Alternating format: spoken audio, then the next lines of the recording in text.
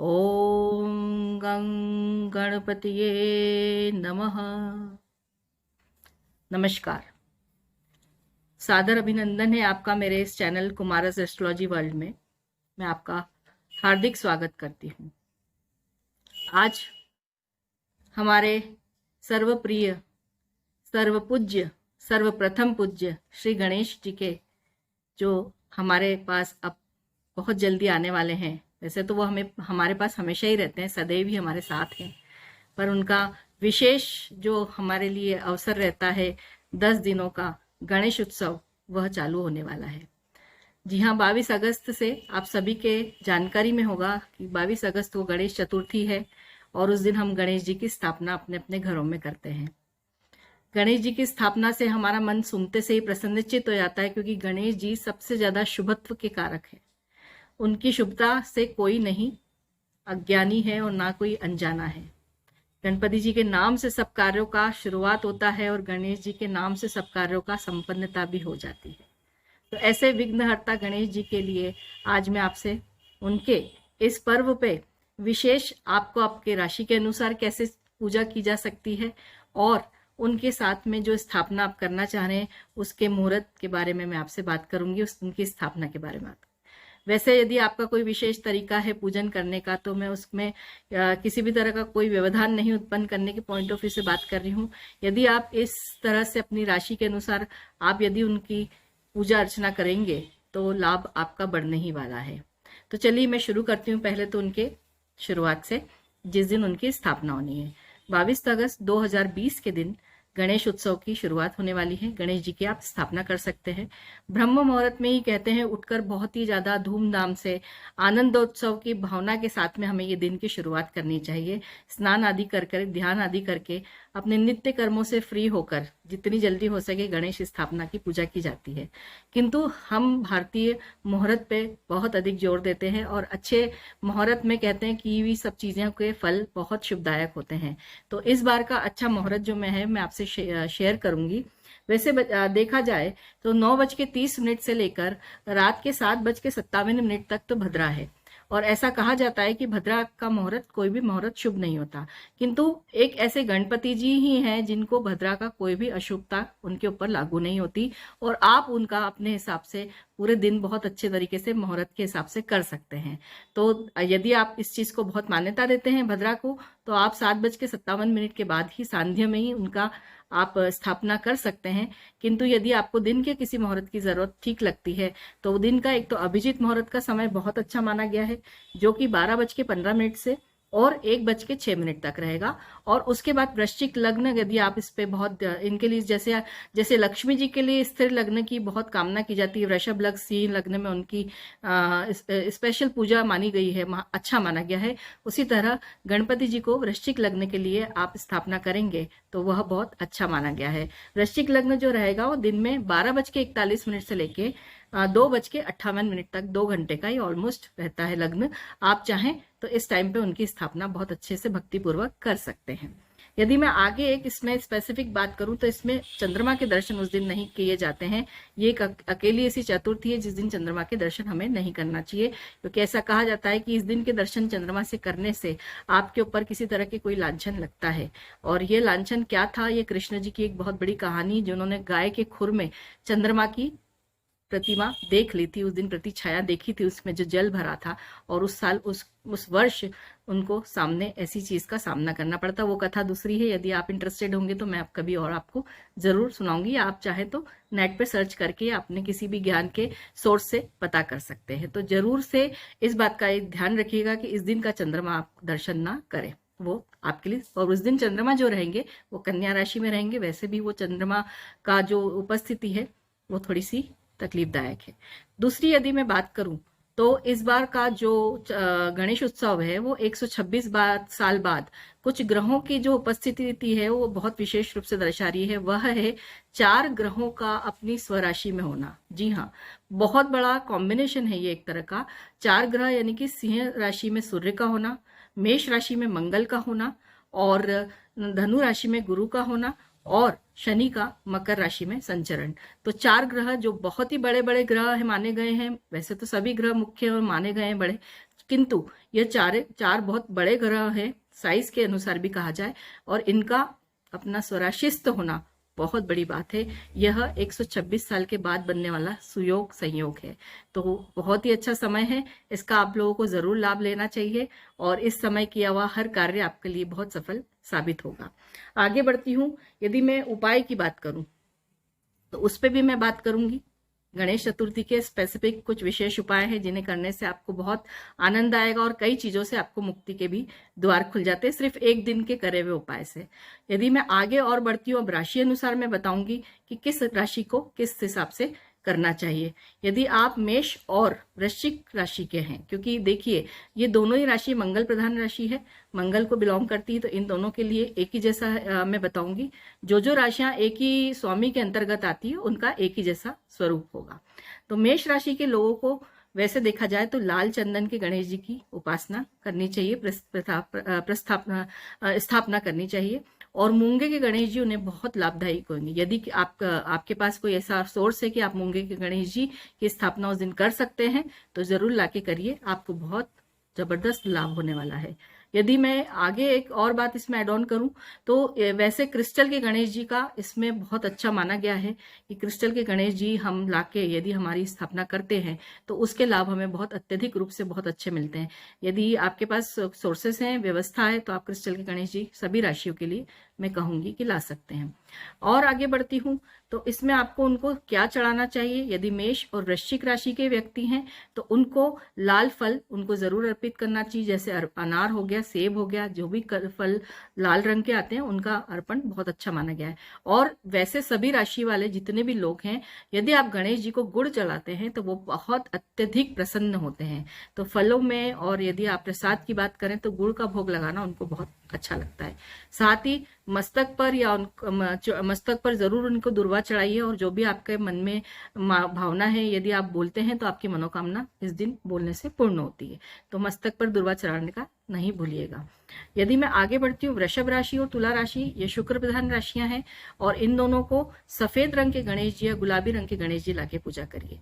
यदि आप क्रिस्टल के गणेश जी इस तरह के अवेलेबल नहीं कर रहे, क्योंकि रोज क्वार्ट्स भी बोला जाता है कि रोज क्वार्ट्स काफी मतलब सजेस्टेबल है इस तरह दोनों राशियों के लिए, पर किंतु अब हर किसी के लिए इस तरह की चीजें अवेलेबल नहीं हो सकती, तो आप गणेश जी जो सफेद रंग के लाएंगे या गुलाबी रंग के लाएंगे वह भी आपको बहुत फलित सिद्ध होंगे। तो वृषभ राशि और तुला राशि वाले सफेद या गुलाबी रंग के गणेश जी की स्थापना करेंगे तो लाभदायी रहेगा। और उसके साथ साथ आप उनको गुड़ के साथ साथ सफेद रंग का प्रसाद, जो भी आप सफेद मोदक हैं, सफेद कलर के आप पेड़े चढ़ा सकते हैं, सफेद घर में जो भी आपको लगता है खीर बना सकते हैं, ये चढ़ाएंगे। आपके मतलब विशेष रूप से बताने वाला प्रसाद आप उनको चढ़ाएंगे तो आपको काफी उसका लाभ मिलेगा। लाभ की बात भी क्या करूं मैं, यदि एक गणेश जी के लिए प्यार और प्रेम भावना इतनी जबरदस्त है सभी हमारी, तो वो जो हमारी प्रेम की भावना है उससे हमें प्रसाद जो चढ़ाते हैं हम, उसकी बात अलग होती है। यदि उसमें भी हम कुछ विशेषता ला दें तो हमारा मन भी काफी प्रसन्न हो जाता है। ईश्वर तो प्रसन्न होते ही हैं, हम भी काफी प्रसन्न रहते हैं, हमें भी काफी सेटिस्फेक्शन रहता है। यदि मैं मिथुन राशि की बात करूं और कन्या राशि की बात करूं, क्योंकि ये बुध प्रधान राशियां हैं, ये भी दोनों एक ही अधिपति के अंतर्गत आते हैं, और इन दोनों के इसमें ग्रीन कलर के गणेश जी, हरे गणेश जी का कलर अगर आप लेकर आते हैं तो वो आपके लिए बहुत ही ज्यादा लाभकारी सिद्ध हो जाएगा। हरे रंग के मूंग या हरे रंग की मतलब जो मूंग की जो दाल होती है, आप उसका लड्डू मीठे बना के भी उनको चढ़ा सकते हैं, या उसकी बर्फी भी आप बनाकर उनको चढ़ा सकते हैं।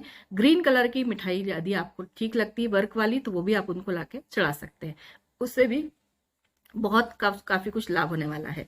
यदि मैं आगे बढ़ती हूँ, कर्क राशि, कर्क राशि वालों के लिए लाल रंग का चुनाव कर सकते हैं आप, लाल रंग के गणेश जी ला सकते हैं, और यदि और सफेद रंग के लाए तो मोती जड़ित लेकर आइएगा। मोती से बने हुए गणेश जी भी बहुत ज्यादा शुभकारी रहेंगे और आपको बहुत लाभ होने वाला है। तो कर्क राशि वाले सबसे सुंदर और उनके पक्ष में आइए, मोती के गणेश जी यदि वो लाते हैं और उनकी स्थापना करते हैं तो उन्हें बहुत लाभ होगा। साथ साथ में आप उनको हल्दी के गणेश जी की स्थापना भी आप कर सकते हैं, वह भी आपके लिए लाभकारी होगा। आप इनको सफेद रंग के चावल से बनी मिठाई चढ़ाइए, सफेद मिठाई चढ़ाने से आपको काफी लाभ होगा, और सफेद रंग की मिठाई का मिष्ठान आराम से बहुत ज्यादा इजीली मिल जाता है।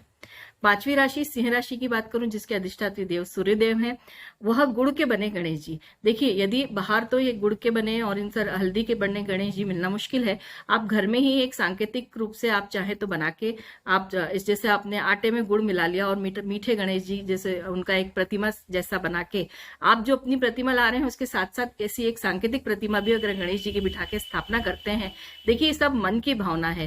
कहने को तो ईश्वर हर जगह उपस्थित है, हर कण में उपस्थित है, आकार का कोई इतना वो नहीं माना गया है, लेकिन फिर भी यदि हम कुछ चीज भक्ति श्रद्धा से करना चाहते हैं और उस हिसाब से करना चाहते हैं उस लाइन पर चलकर, तो आप इस तरह से भी सांकेतिक गणेश जी घर पर ही बनाकर आप स्थापित कर सकते हैं और बाद में आप उन्हें ठंडा भी कर सकते हैं विसर्जन के समय। यदि मैं उसमें और एड ऑन करूं तो हल्दी या टेराकोटा के भी आप लाके, जैसा मैंने कहा बाहर से भी ला सकते हैं, तो हल्दी या टेराकोटा या मिट्टी के गणपति जी आप लाइए और उनका स्थापना करके पूजन कर सकते हैं। चूरमे के लड्डू का उनको भोग लगाइए, बहुत प्रसन्न होंगे वो। गेहूं के चूरमा भोग जाते उसका या तो चूरमा बना लीजिए या लड्डू बना लीजिए, जैसा भी आपको ठीक लगता है। यदि आगे बढ़ती हूँ तो धनु राशि जो कि मीन राशि के साथ में बनती है, धनु का और मीन के जो अधिष्ठात्री देव हैं वो है बृहस्पति देव। तो बृहस्पति देव के लिए आप एक तो हल्दी के गणेश जी लाके आप उनका पूजन स्थापना कर सकते हैं और ही साथ में कच्चे केले से बने गणेश जी का भी आप सांकेतिक यदि प्रतिमा बना के उनको गणपति मान के अगर आप स्थापना करके पूजन करेंगे तो आपको बहुत अत्यधिक लाभ होने वाला है। आगे बढ़ती हूँ, शनि प्रदत्त राशियां जो 2 बज गई है, मकर और कुंभ। मकर और कुंभ के लिए वैसे तो आप काले गणेश जी ला सकते हैं, आजकल वो भी बहुत सुंदर आ रहे हैं यदि आपको ठीक लगता है तो। और यदि आपको काले गणेश जी नहीं लेते तो आप उसको कुछ एक ग्रे कलर का या इस तरह का जो भी कॉम्बिनेशन आप छोटा सा बना के या लेकर आके छोटे गणेश जी भी रख सकते हैं यदि आपका, तो वैसे बहुत ज्यादा फलदायी होगा आपके लिए यदि आप इस तरह के कोई कलर लाके स्थापित करके आप अपना करते हैं उनका पूजन। आप उन्हें काला जामुन चढ़ा सकते हैं जो बड़ा सारा आता है, और गुलाब जामुन उनको चढ़ा सकते हैं मीठे में उनके भोग में आप जो बनाते हैं उसके अलावा। तो ये सारे जो आप गणेश जी मैंने बताए हैं, यदि आप राशि अनुसार चढ़ाना चाहें तो चढ़ाइए और आपको बहुत ज्यादा लाभ इसमें प्राप्ति होने वाली है। अब मैं आपको कुछ उपाय बता रही हूँ। उपाय एक छोटा सा उपाय है जो कि थोड़ा सा अलग है। नॉर्मली कई लोग गणेश चतुर्थी के दिन भी हवन करते हैं, कई लोग नहीं भी करते हैं, नॉर्मली बहुत कम करते हैं हवन, लेकिन गणपति जी के लिए भी हवन हमें करना चाहिए, बहुत लाभदायी होता है।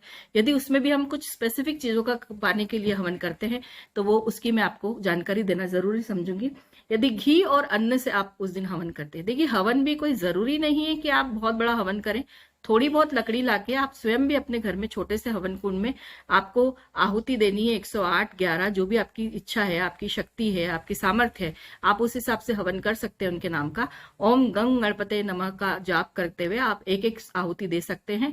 ओम गंग गणपते नमः स्वाहा ऐसा कह के आप अगर यदि अपनी इच्छा रखते हैं, आपको लगता है कि पंडित है और सबको बुलाना बहुत लंबा चौड़ा काम है, ऐसा कुछ नहीं है।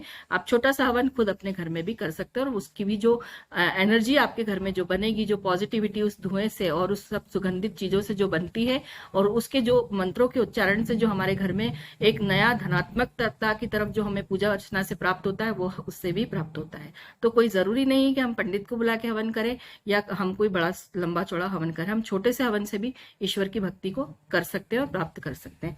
तो यदि आप अन्न और घी से हवन करेंगे तो आपके यहाँ सदैव अन्न घी की और धन धान्य की कभी कोई कमी नहीं होगी। गणपति जी आपको ऐसा आशीर्वाद देंगे कि आप उनके लिए जो छोटा सा कार्य करेंगे और वो आपका हमेशा ख्याल रखेंगे। तो जिन्हें अन्न धन धान्य की जरूरत है, सभी को जरूरत है, तो सभी को घी और अन्न में आप चावल ले सकते हैं, थोड़े से गेहूं ले सकते हैं, और यदि कोई सप्तधान ले सकते हैं तो सप्तधान का एक छोटा सा घी के साथ में आप बना लीजिए मिक्स करके और उससे आप आहुति दीजिए, वो हवन भी अच्छा माना जाएगा।